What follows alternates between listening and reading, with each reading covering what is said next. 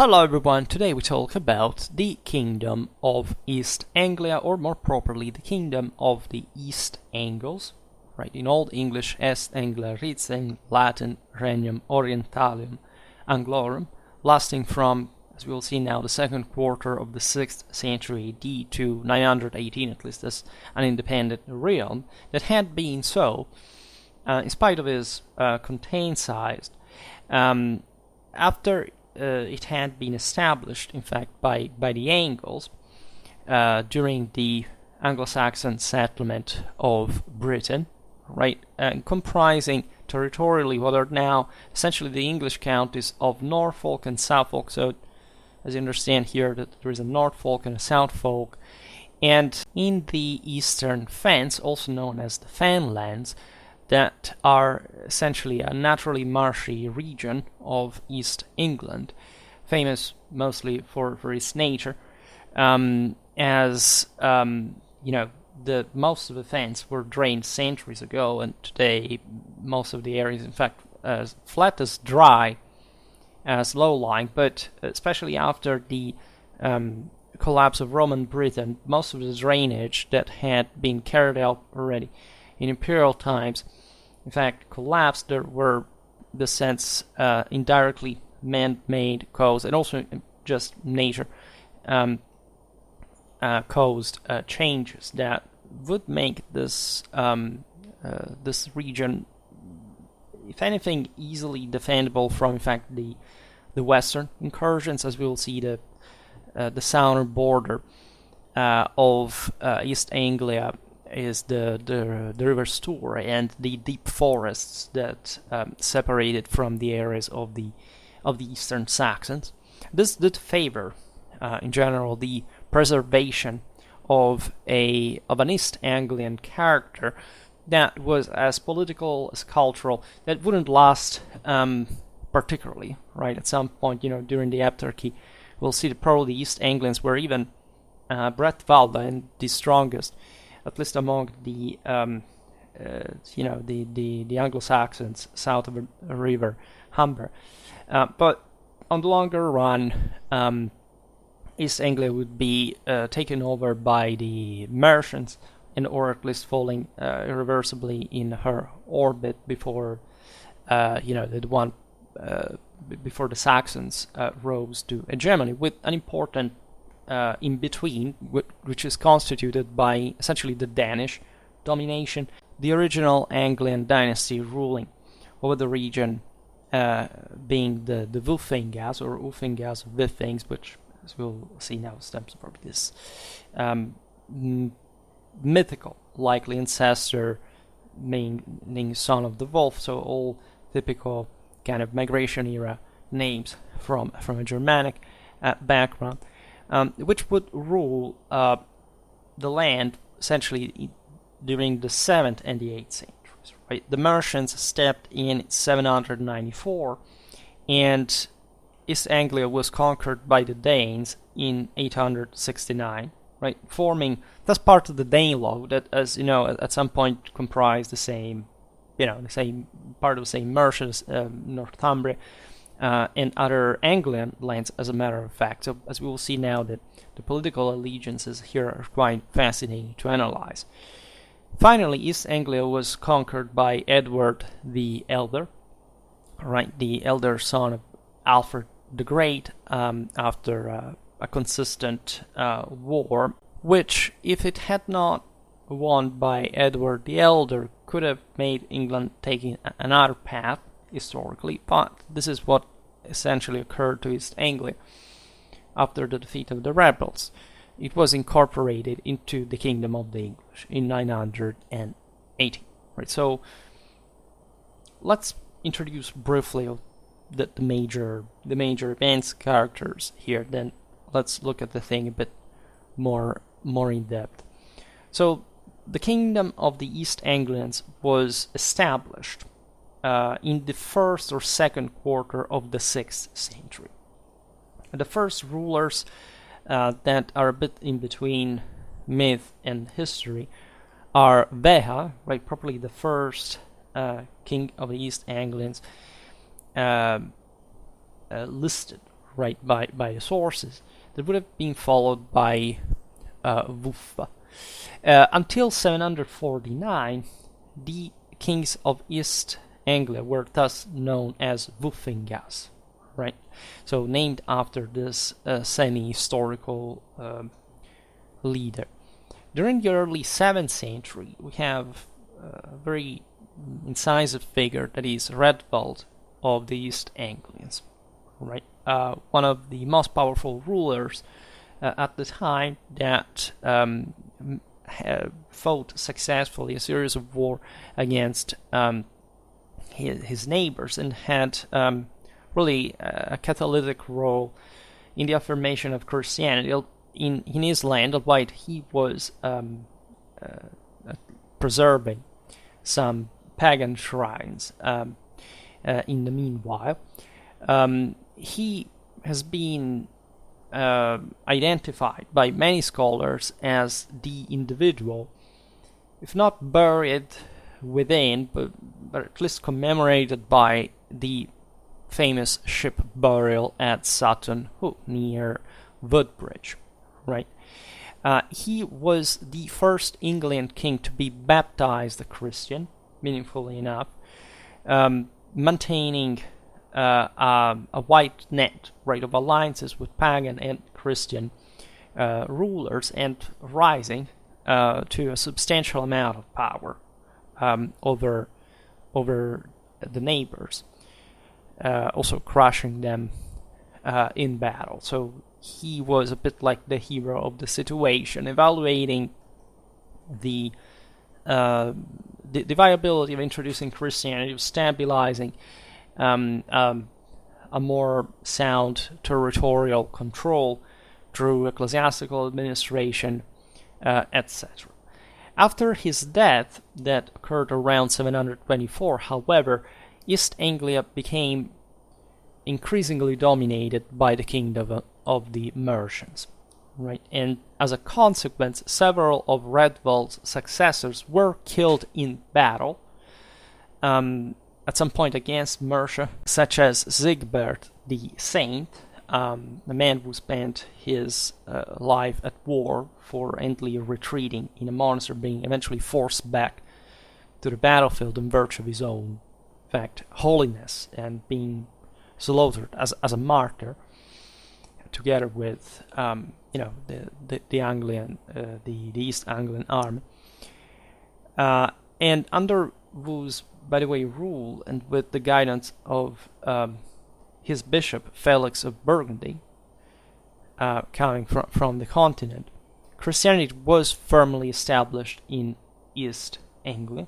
Another illustrious East Anglian victim of the Mercians was the King Ethelbert II, another saint, for this reason, killed by Alpha, in fact, in 794, which opened to a phase of Mercian dominance proper in East Anglia until 825, when the country effectively ceased to be an independent realm, apart from this brief reassertion under Edward of East Anglia. Essentially, the country went on for another couple of generations, after which the Danes crushed the East Anglians in battle, killing their king, by the way, Edmund the Martyr. So again, there is a bit of continuity in this, sacralization of the East Anglians,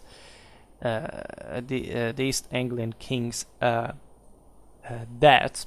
Right, this occurred at the time of the Great Army, and after which, in 879, the Vikings settled permanently in the land.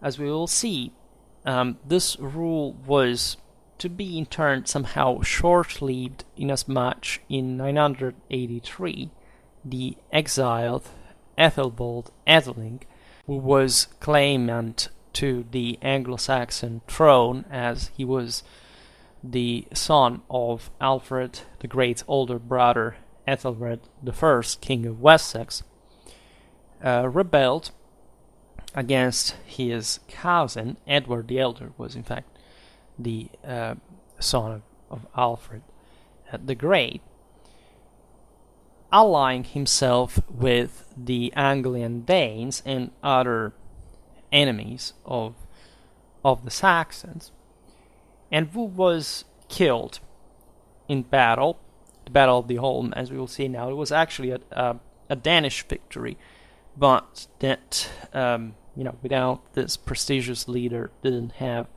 much of a consequence. So much so that in 917, 918, Edward, that kept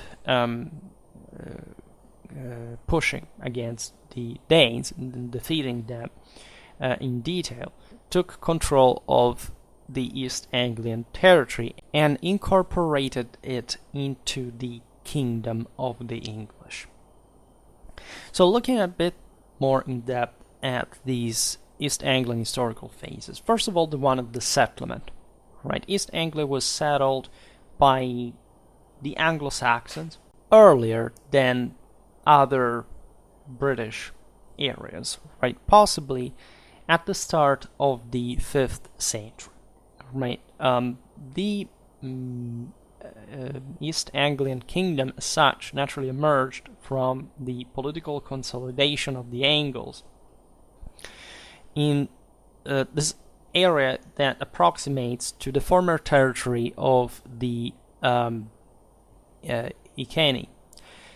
So the Rome and the relative Roman civitas that had been established there, centered in Venta Icenorum, was a bit the capital of the Iceni tribe, located at modern-day Caister St. Edmund, right in the county of Norfolk, and this land had in fact a historical, say, territorial continuity on her own. The degree of Anglo-Saxon settlement was which facilitated the East Anglian settlement. However, it was also a peripheral area by Roman Brythonic standards, seemingly deserted, depopulated by a degree already around the 4th century. Right, we talked about the raids that Celto-Germanic peoples had carried out on the coast of Roman Britain. However, this depopulation had been already occurring with the economic and demographic contraction of many areas, especially of north, that were, the ones where Romanity kind of deteriorated the earliest, and were, generally speaking, already less populated and developed on their own. Right, we think that long traits of what would have become East Anglia by the late 4th century were really deserted, including small towns and villages. This is not a good indicator, meaning that these peoples came to settle again in a situation that wasn't particularly happy for anyone involved, including themselves. However, it was a big deal considering the average of their background. As we will see, most of the people settling there would identify on the longer run, because of reason of political and cultural compaction, as the Angles, but there was surely a significant Frisian presence. Also, the settlement occurred really over time, right? Already from the 2nd century AD, we know that there were groups of Saxons settling in Roman Britain on a regular basis, controlled by the local authorities and fundamentally becoming themselves Romano-Britons, right?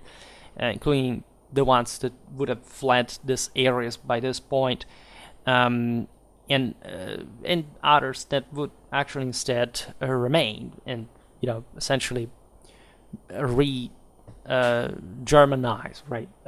Culturally speaking, at this point, right? So there wasn't really much of a sort of population, let's say, resettlement as far as these areas of Romano-Brittonic East Anglia were concerned. Simply, the area had been declining in population, in agricultural resources, etc.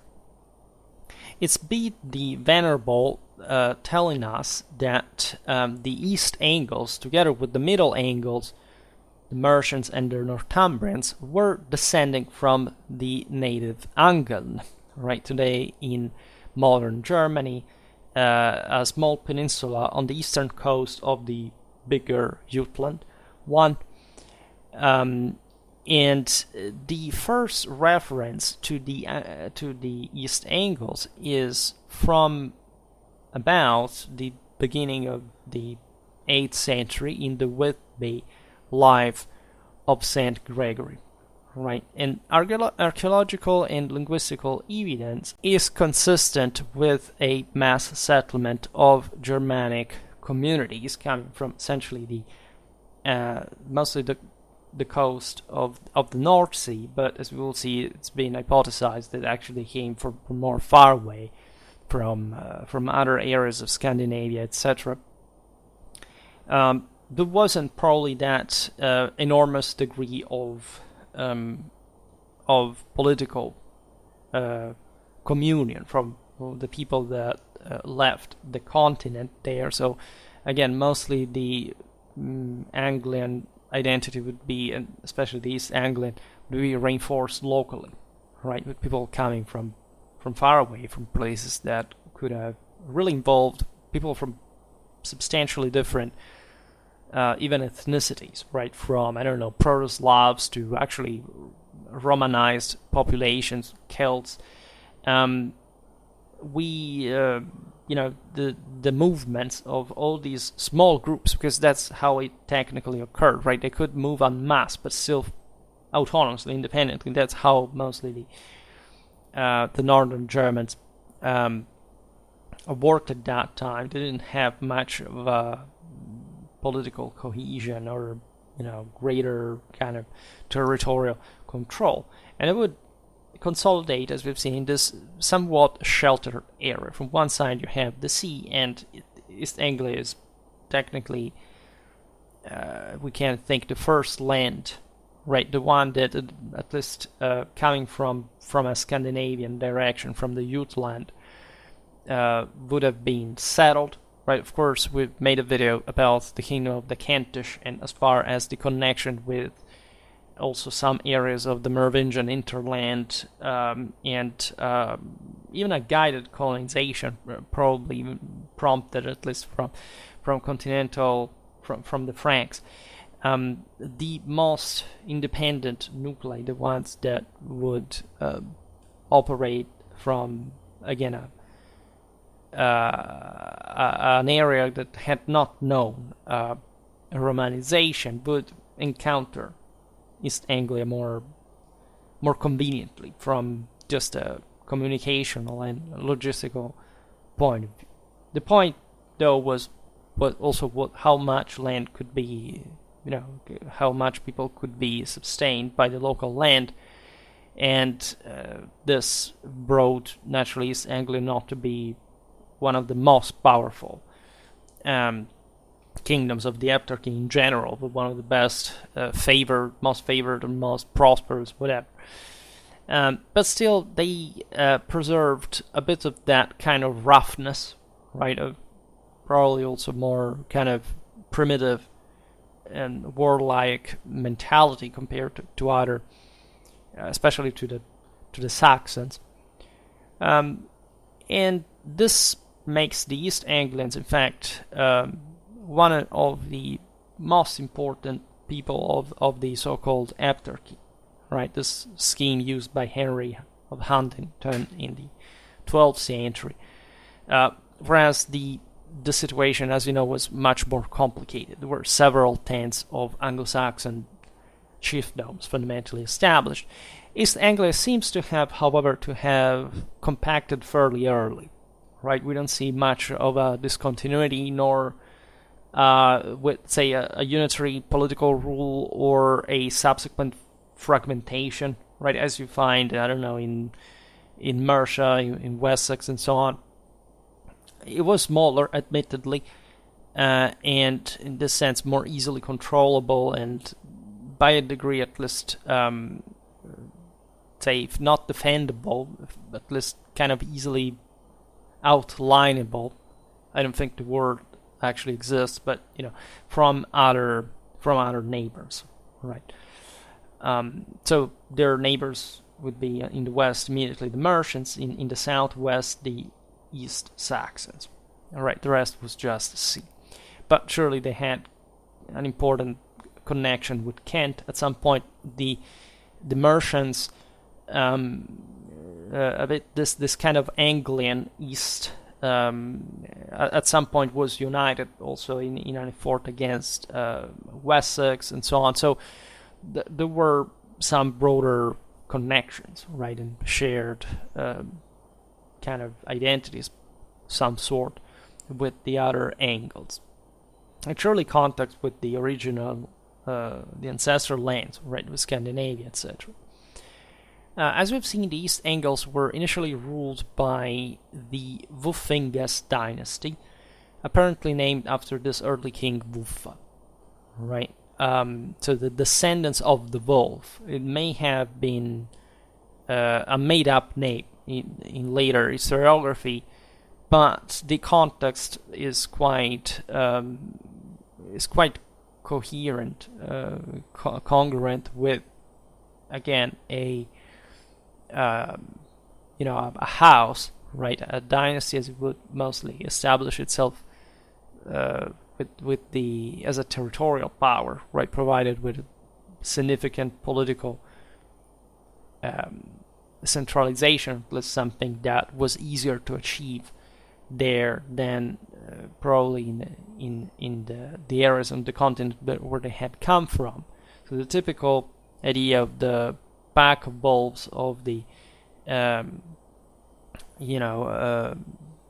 the migration era, Germanic mentality, with a leader provided with some sort of sacred character, and these other followers that had to essentially enrich themselves, to transfigure themselves through holy combat, through a reward that would have happened if they had been true enough to their role.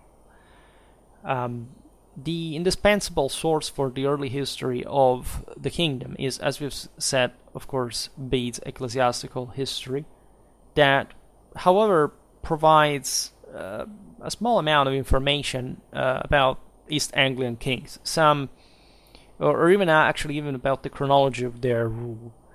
Some monarchs that we know through archaeology, mostly coin finds, are not recorded in the Anglo-Saxon chronicles, meaning that probably were not so influential, or that they were seen as so relevant to be indicated. But it is true that this mostly happened later on, where, as we've seen, the Mercians had already compromised the East Anglian independence.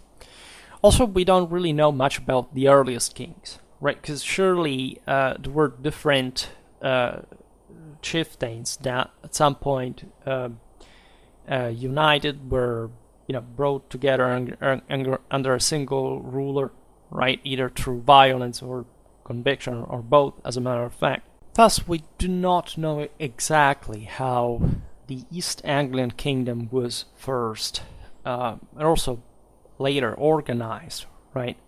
It's possible that the center of royal power is to be located through the concentration of ship burials at Snape and Sutton,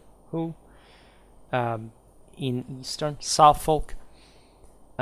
So this subdivision, again, between North and South may have existed already before the arrival of what would have become the first East Anglian rulers, either by, again, previous Germanic groups or simply, the local communities of Roman Britain.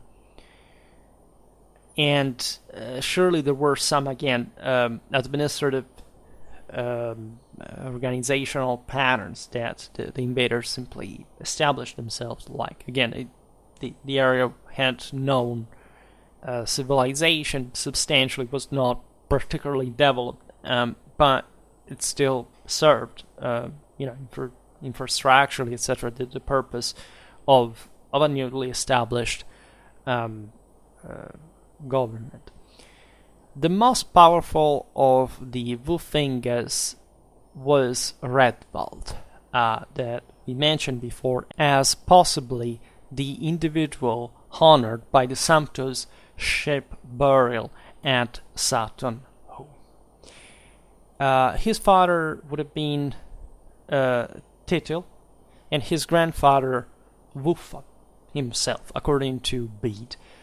Now, for a brief period in the early 7th century, Redwald was considered as the most powerful ruler in Anglo-Saxon England, a Bretwald.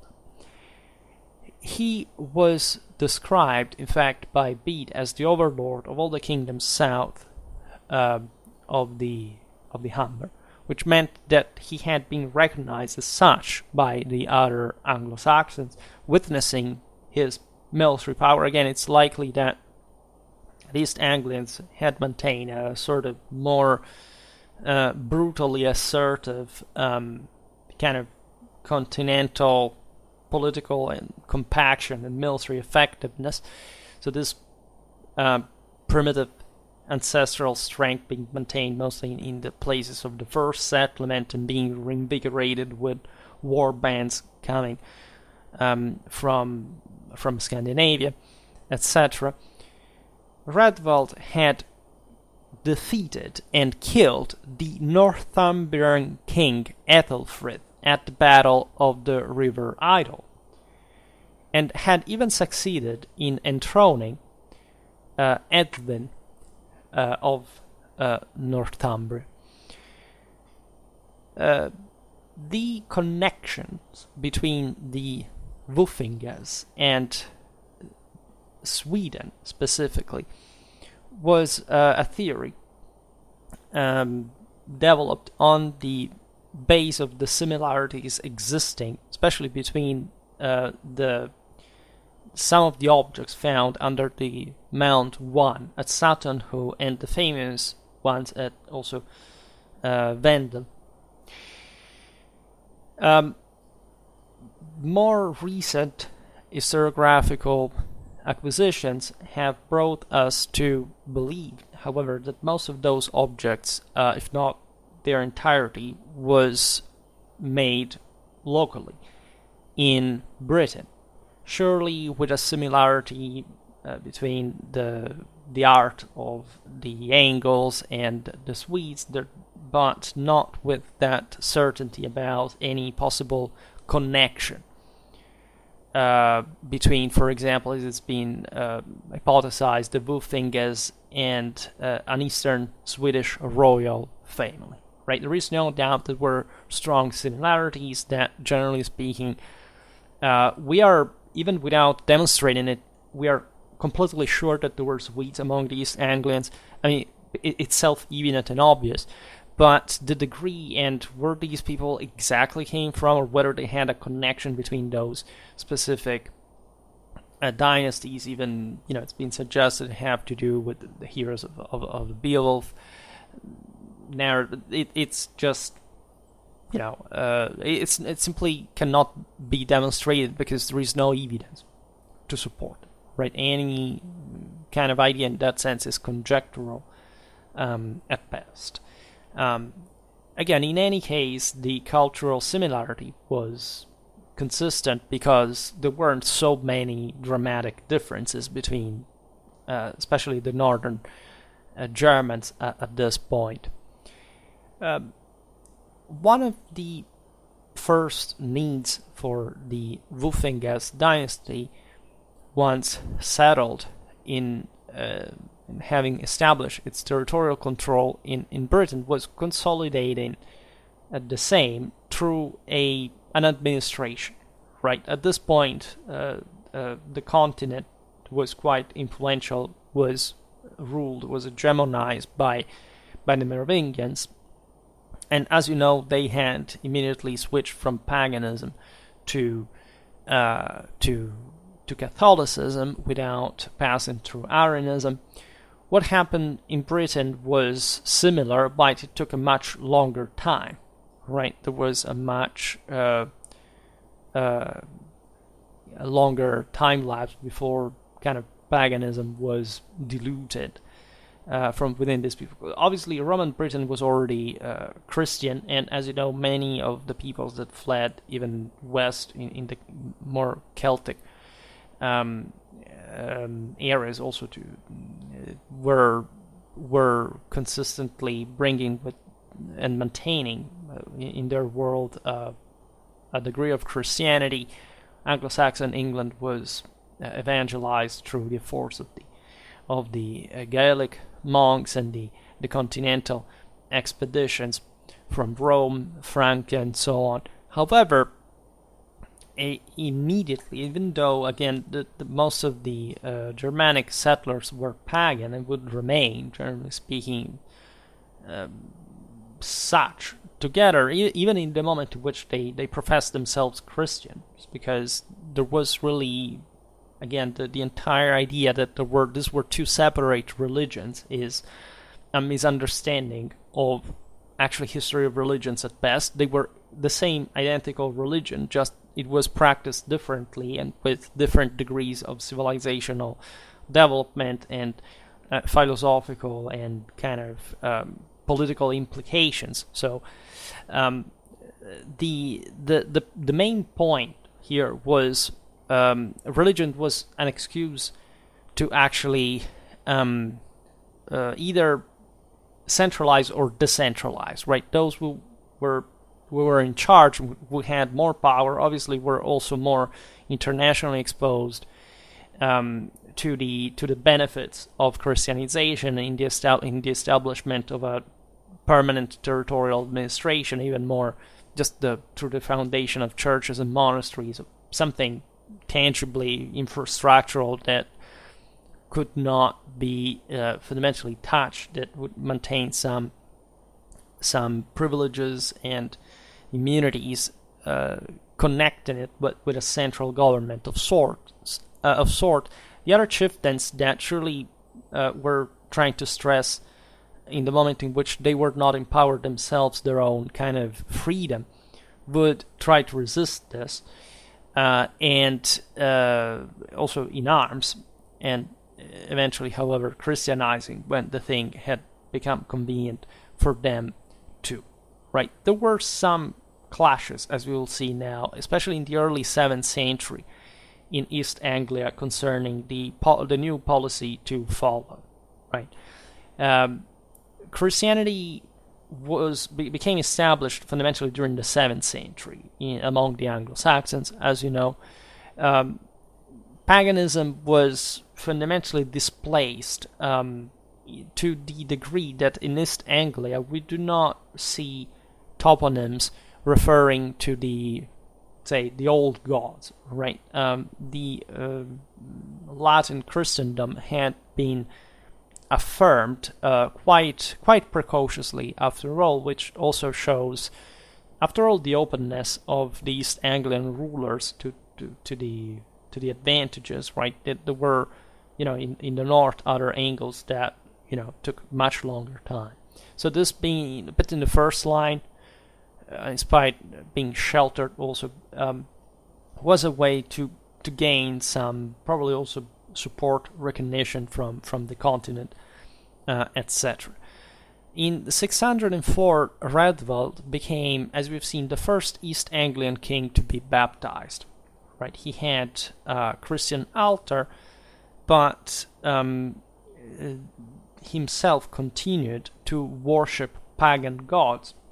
Again, it was completely normal, right? Great part of Christian hagiography and legends of the time show you that, of course, the two things were okay as far as nothing theologically controversial could arise from the ultimate unitary principle of God, and what especially kings would deal with the church like, right? That was the most important thing. That what a peasant believed, objectively, nobody, and legitimately nobody cared about.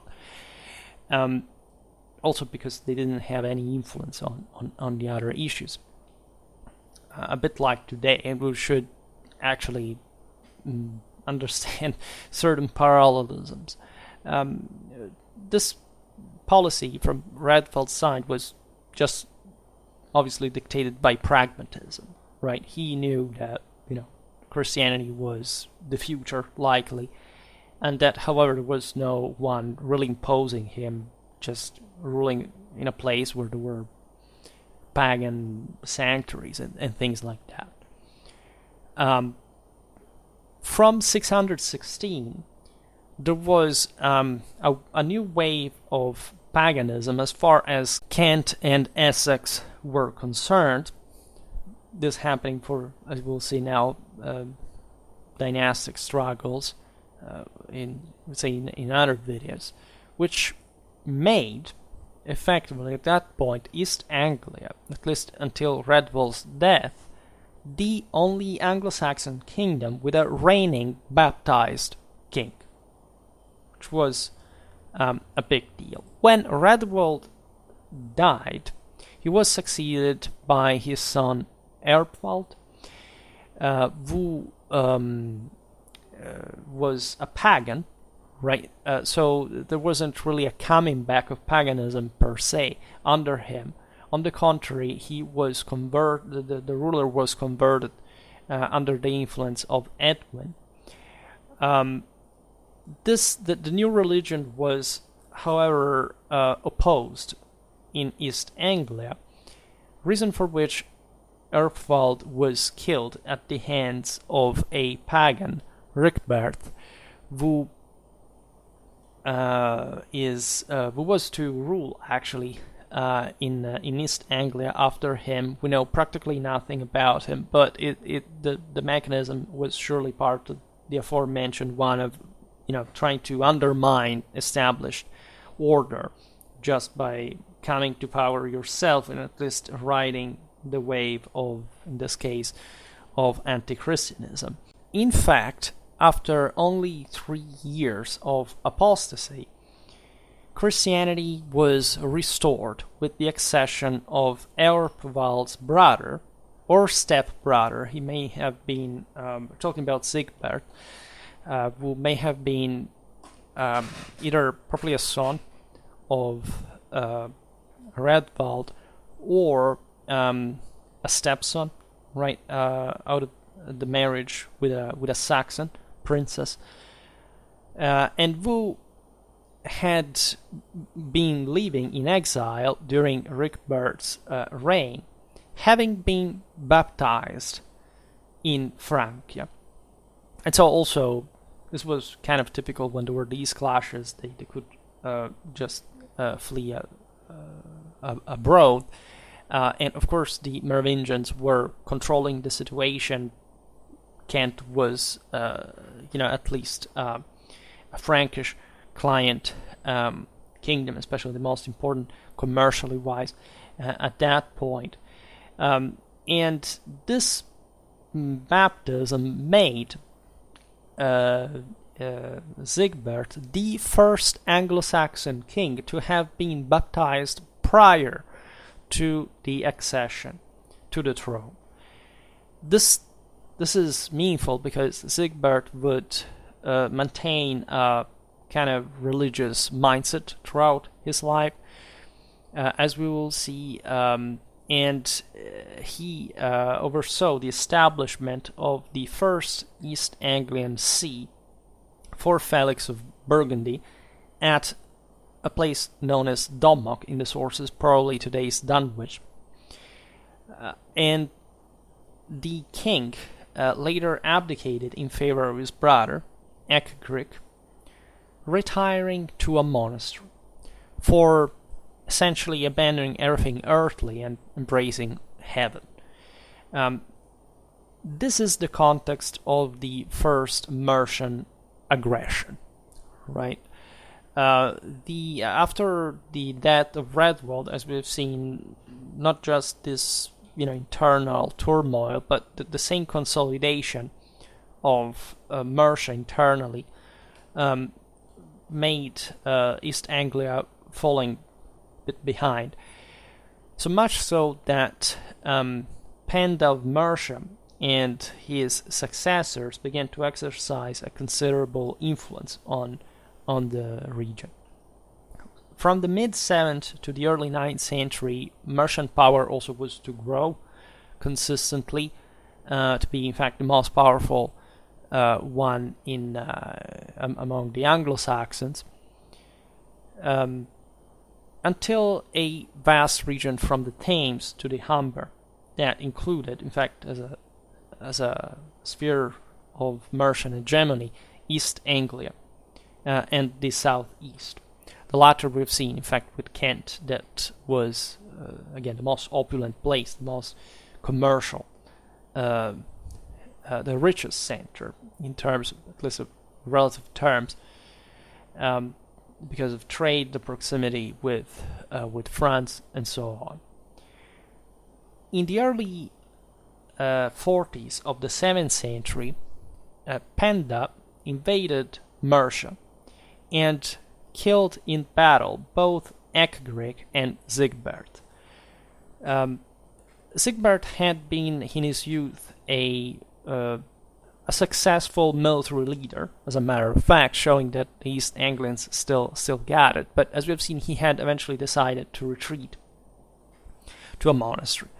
And when the East Anglian army found themselves outnumbered by the Mercians during the invasion of their land by the latter, Ecgric and other East Anglian noblemen went to Sigbert's monastery asking him to lead them in battle, because they really thought that that Sigbert had a divine power of sort, right? He had been a successful leader. He had now embraced a higher spiritual dimension. So they believed that they could win morally against the Mercians.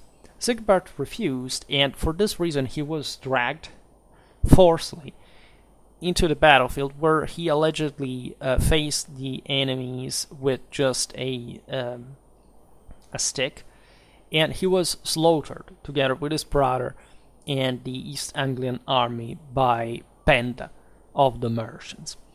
Naturally, how things really went, we don't really know. These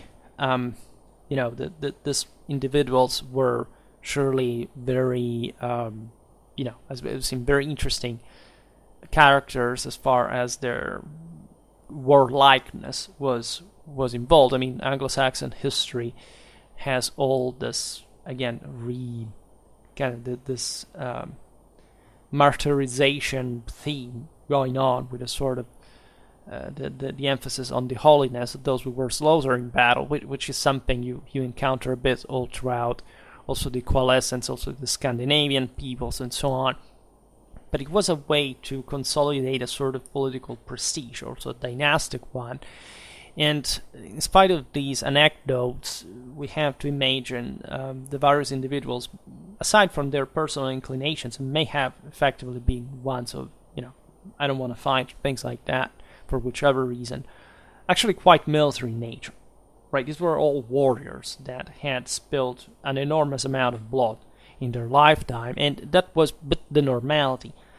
It's fascinating to think even how warfare could proceed in this regard. I mean, I made multiple videos about Anglo-Saxon warfare, but think about areas such as defense. Like, naturally, larger armies would have not gone there, but still, look at these were the the children of the Sutton Hoos guy, right? They literally still thought themselves as coming from the sea within a ship as their greater, form of power assertion, right? There was a lot of amphibious warfare in an area like East Anglia.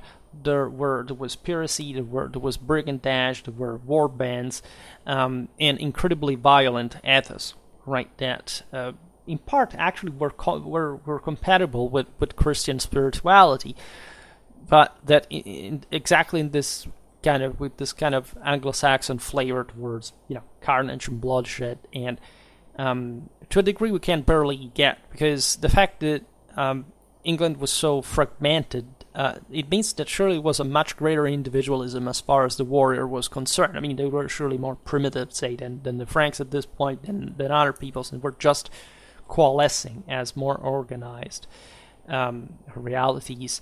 But there was still a lot of heroic kind of sense of themselves. I think even the figure of Sigebert is fascinating, because imagine having to cope with, again, the legacy of the great hero Redwald, that really manifests at the highest point of East Anglian power, and this ambiguity with paganism, and then being a successful leader that at points withdraws in a monastery. These were complex moments as far as the traditional world and the kind of necessities of a modern government, let's say from a Germanic background, were concerned. In 655, Ethelhere of East Anglia joined the same Penda of the merchants as a client of his western neighbor in a campaign against Oswiu, who was a king of Bernicia and of Northumbria from the previous year. And this expedition ended in actually a massive Mercian defeat at the Battle of the Windwade, fought in fact in 655, where both Penda and his ally Ethelhere of the East Anglians were killed. Right, so this shows the degree of kind of misfortune that can fall after substantial defeat of the East Anglians at the hands of the Mercians, and then just used as allied contingents to the point of having their own king dying in battle for the Mercians, under the Mercians. The last Wulfingis king was Elfwald. We do not know too much about him either. In any case, he died in 749, and during the late 7th and 8th centuries, the East Anglians continued to be essentially under the influence of the Mercians, right? So much so that in 794, the famous Offa of Mercia had the East Anglian king Ethelbert literally beheaded, like executed, like not even, just didn't happen in battle. He was, I think, invited at court, and according to the legend, at least with treachery, etc., Offa didn't enjoy a great press as far as his morality was concerned, but he was an effective ruler. So we must understand that there was something also beyond, right? I think Ethelbert is the guy whose coins have been found in Rome, showing essentially that he was sponsoring himself in to the Pope in the continent, to a degree that Offa, that had quite hegemonic aims and represents a bit like the power of Mercia. Think about Offa's Dyke, all the display of military or consistent military power, didn't like at all, right? So he had this East Anglian ruler decapitated, and there is all the legend that while his body was taken away, but the taken out in other ways. His hand was being carried, and I don't remember where, but it fell out of the carriage and ended up in a ditch. And the miracle happened because a guy recovered his sight when he was brought in front of the head. So there are all these legends, again, all pretty dark ones, as you understand, that tell you, perhaps much better than any other actual evidence, the degree of crude, obscure sense of, again, of this dark fate of the world, and also in the Norse mentality, the really the sense of the age of the wolf approaching, and how violent still this second half of the 8th century was, in spite of the general revival of European demographics and agriculture was occurring at this point. On the wake of, let's say, after Ethelbert's death, Offa took the control of the kingdom of the East Anglians for himself, right? So there are lots of back and forth. Sometimes we don't know exactly what happened, who ruled, etc. There are some gaps. However, what we know is that there was, after Offa's death in 796, a revival of East Anglian independence under Eadwald, right? That was, however, in turn suppressed by the new Mercian king, Ceolwulf, right? Who was a descendant of King Pibba, who had ruled Mercia in the early 7th century, right? So we see here still a kind of Mercian hegemony over this other southeastern Anglo-Saxon powers that didn't have quite the strength to do much except reviving themselves locally whenever there was some kind of trouble in Mercia herself, so being dependent on it in some way. And you gotta understand this, because in order to control East Anglia, Mercia didn't have like a direct capacity. They had to move an army, they had somehow to occupy it. Most of these, even the most powerful Mercia, didn't have really the resources to simply occupy another chunk, right? They just were capable of influencing them politically, international relations, say in trade, threat of violence, of invasion, of loot. But it's obvious that the local nobility would take over again whenever a sovereign was not, let's say, an enemy, a foreign army was not there on the field to have themselves imposed, right? And more or less Anglo-Saxon history at this point is, again, this continuous back and forth. There was yet another East Anglian revolt against Mercia, led by Aethelstan in 885. We don't know much about him, except he left an extensive coinage of both portrait and non-portrait type, showing at least some degree of economical revival in the land.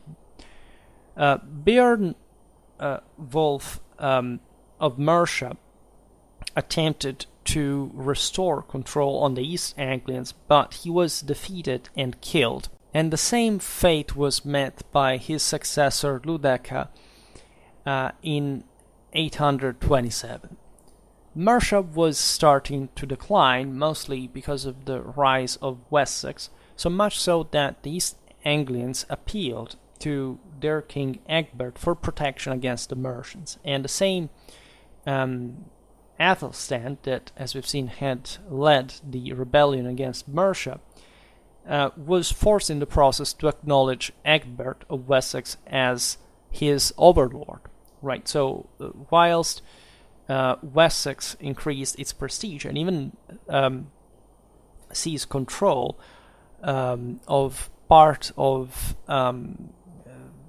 probably part of southwestern East Anglia, essentially what Mercia had been controlling in terms of the southeast of England now was being hegemonized by Wessex, right? Just East Anglia was probably from the opposite northeastern end, and as we've seen, was substantially well sheltered. So at this point, it was better to have a curbed Mercia and just a nominal dependency on Wessex than the other way around.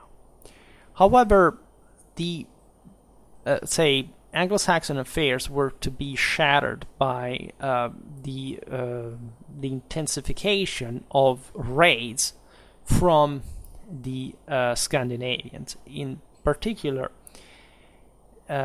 East Anglia was invaded in 865 by the famous Great Heathen Army that wasn't actually that big as it sounds, however, caused really a mess in Britain, and proving, in a sense, the weakness of some of the local powers, right? The Great Heathen Army, so, the Viking raids had started since, at least, to be documented substantially from the end of the 8th century. Again, these were essentially the same people that used at least the same methods that the Anglo-Saxon had previously done, except, of course, they now were meeting with somehow more solid powers. The Anglo-Saxons had moved in Britain when things had already changed from the within. It wasn't much of a substantial government. Now, the Anglo-Saxons had been gradually developing something that would evolve towards a unitary rule, also because of the metus hostilis represented by the Norse, and especially by the Danes. They were the most powerful ones, the ones who would occupy consistently more amount of territory in the neighboring countries. Now, the Great Heathen Army was the greatest Viking expedition in Britain to date. The Norse had been hitting hard goal, but gradually this would be able to defend itself ever more effectively. So Britain, even if poorer, seemed like a very good target. East Anglia had been first invaded as a winter quarter where the Vikings secured horses before departing, however, for Northumbria. They would come back in 869 to winter at Thetford. Right, this is one of the features that the development of Viking warfare began to take. That initially were just some hit and run incursions without, say, of seasonal nature. From this time on, we're in the kind of mid-Viking era, practically. You start seeing the Vikings taking on a more professional outlook, wintering in enemy lands, and mounting up, in fact, more substantial expeditions. Edmund of East Anglia set forth to face them, and was defeated and killed at Hegelisdon, which is identified normally with Bradfield St. Clair, or Oxon in Suffolk. The first place is actually close to the final resting place of the king that was buried at Bury St. Edmunds in Helsdon, Norfolk.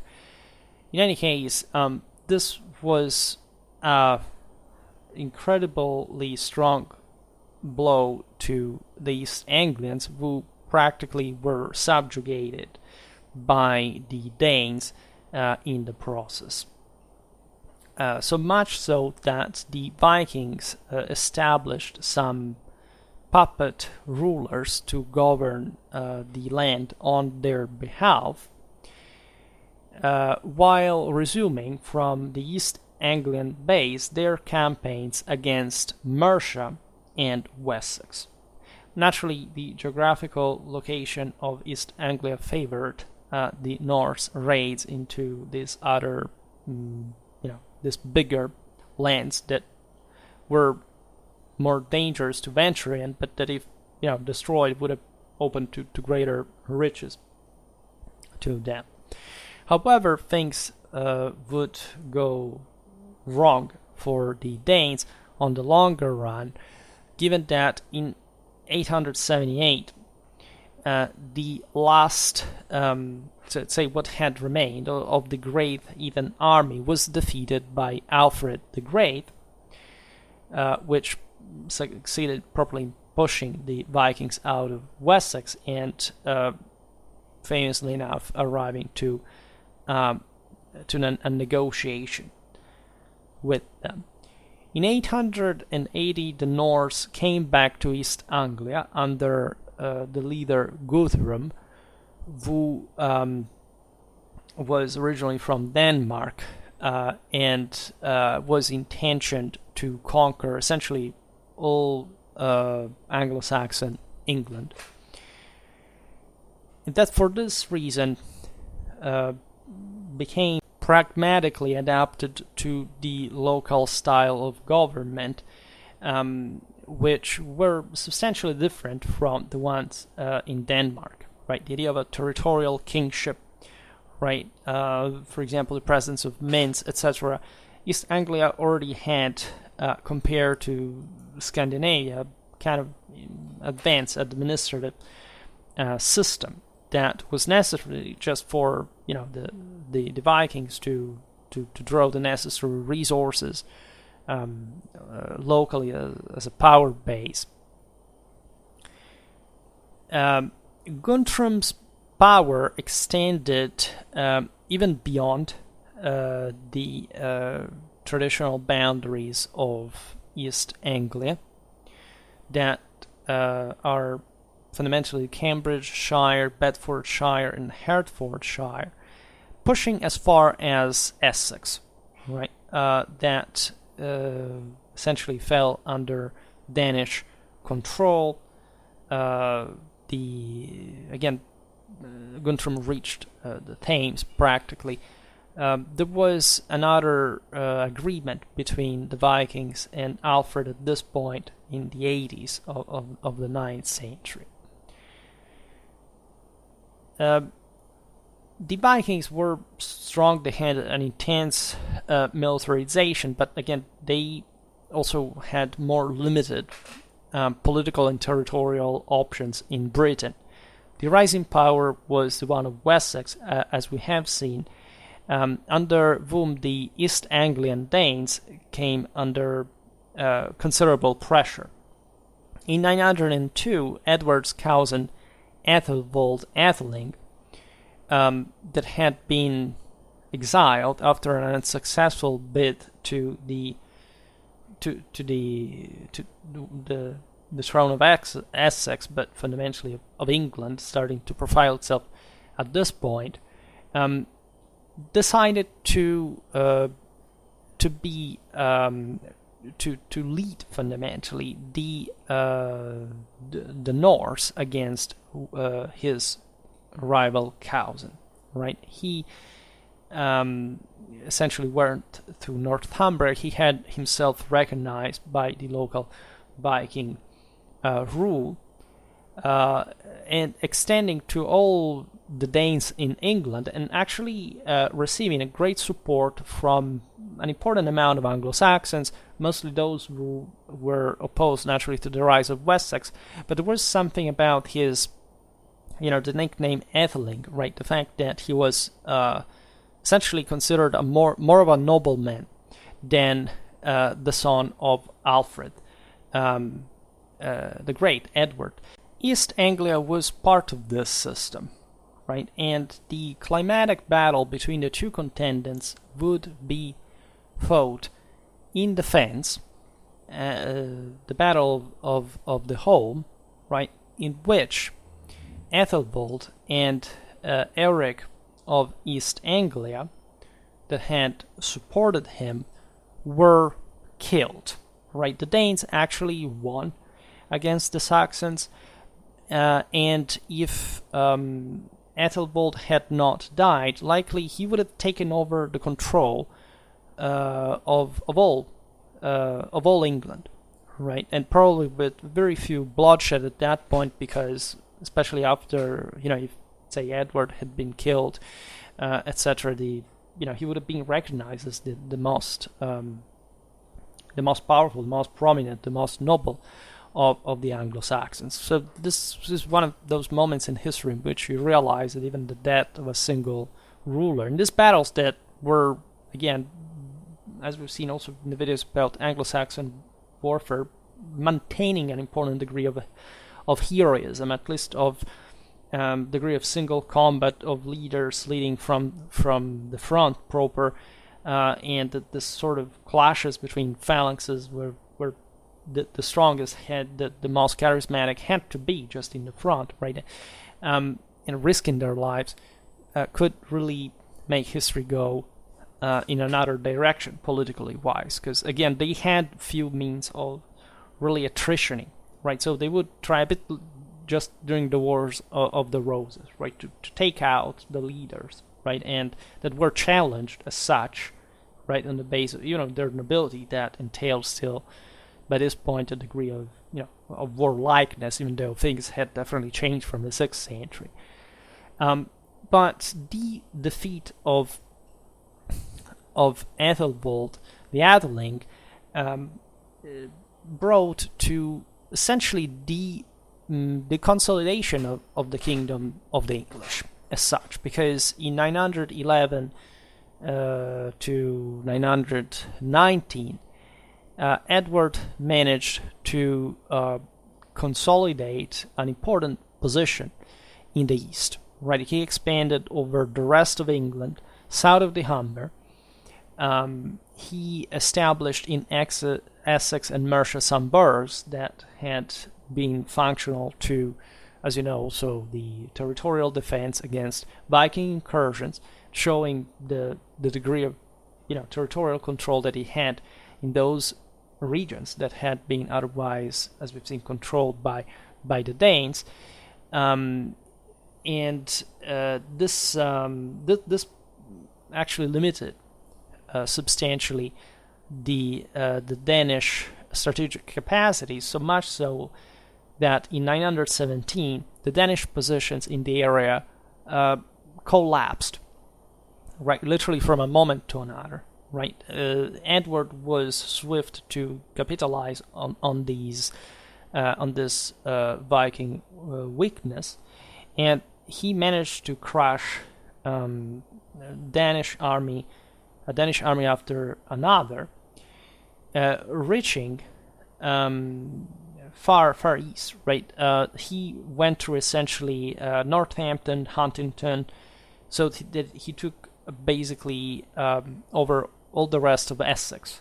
Right, we know that the Danish king that probably was a ruler of East Anglia was killed at Thamesford in battle, and even though the Danish tried to counterattack, the Anglo-Saxons prevailed, and Edward's army advanced until the Danes of East Anglia and of Cambridge capitulated to the king. This is really one of the most powerful moments in that affirmation, the claiming back kind of the unity, at least, of an Anglo-Saxon rule that had always been challenged and was fully consolidating at this point. As a consequence, East Anglia, that, as you understand, had been just first taken over by the Danes, then now taken over by the Saxons, was absorbed for good into the Kingdom of England. Right, and even though the Danish presence and influence and rule in Britain continued, as, for example, Norfolk and Suffolk themselves became part of the new earldom of East Anglia in 1017, when Torkel de Tol was made earl by Knut the Great. The system was fundamentally unitary in nature, right? It was gradually going towards a greater privatization of power. Anglo-Saxon administration remained standing, but let's say the originary and traditional kind of more egalitarian approach was ending here, right? Knut the Great used Torkel as an earl proper. He was a prominent member of the Jomsviking order, a powerful individual. They had there is all a background here we can't digress on, but generally speaking, the Danes established a very wide power, right, with some in England actually not with much of a predatory character, because it was actually the truly most advanced place, and Knut administered it fairly well. But the point is that the center of power was the Jutland, and so at a point the Danish maritime empire shrank again, leaving still space to what had, however, admittedly become an Anglo-Danish system. The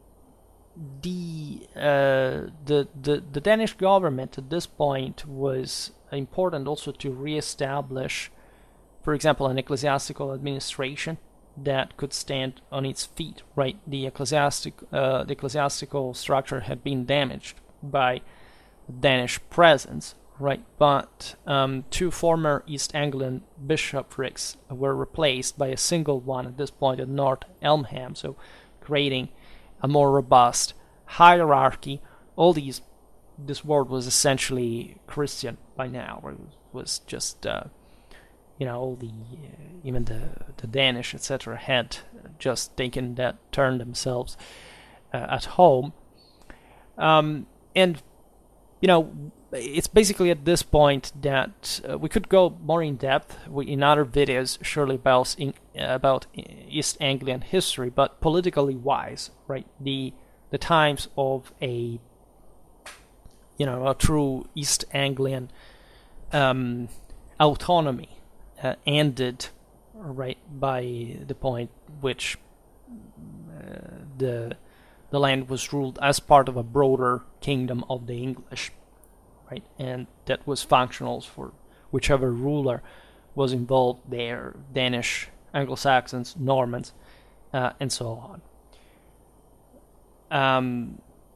So just geographically speaking, we could define better this territory. We've seen that the Kingdom of the Angles was, of course, on the North Sea, with the river Stour historically dividing it from the East Saxons in the south, and also with thick forests that rendered even major expeditions a bit complicated.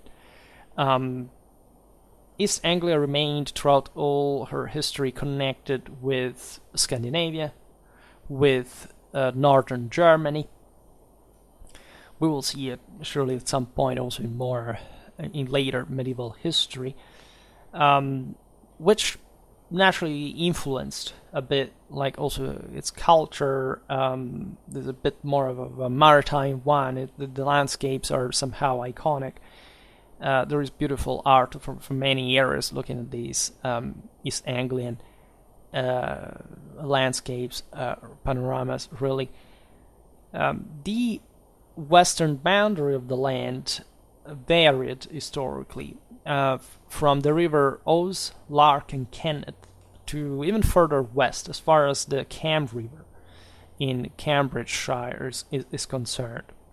So at the moment of greatest extent of East Anglian power, the territory encompassed by the domination included the modern-day counties of Norfolk, Suffolk, and parts of eastern Cambridgeshire, as we have already appreciated. Surely the land changed really for other reasons over the centuries, at times that we can't quite understand, that the North Sea underwent a bit these things in the most depressed areas.